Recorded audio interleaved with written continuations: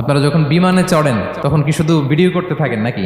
মেঘের ভিডিও, আকাশের ভিডিও, তখন তাকাবেন আকাশের দিকে। সুবহানাল্লাহ, কিভাবে আল্লাহ আকাশকে তৈরি করেছেন। আল্লাহ বলেন, এই প্রথম আকাশটাকে আমি তারা দিয়ে সুশোভিত করেছি, বিশাল বিশাল তারা। এই যে আমরা সূর্য দেখি, এটা একটা তারা, পৃথিবীর চেয়ে 13 লক্ষ গুণ বড় এই সূর্য। ওই সূর্যের চেয়ে কোটি গুণ বড় তারা আছে। এরকম লক্ষ কোটি কোটি তারা নিয়ে আমাদের Galaxy milky way, crore crore Galaxy নিয়ে আমাদের এই প্রথম আকাশের মহাশূন্য। তার মানে পুরো প্রথম আকাশটাকে যদি একটা মানচিত্র দেওয়া হয়, ওইখানে মাইক্রোস্কোপ দিয়ে পৃথিবীকে খুঁজে পাওয়া যাবে না।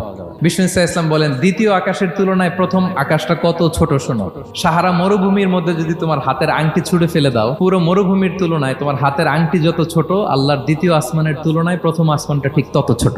আবার তৃতীয় আসমানের তুলনায় দ্বিতীয় আসমানটা ঠিক ওই রকম। এইভাবে 7 আসমান, এরপরে আল্লাহর কুরসি, যেখানে আল্লাহ তার কুদরতি পা রাখেন। তো 7 আসমানটা যত বড়, পুরো সাহারা মরুভূমির মধ্যে আংটি ফেলে দিলে মরুভূমির তুলনায় আংটি যত ছোট, আল্লাহর কুরসির তুলনায় পুরো 7 আসমানটা ঠিক তত ছোট।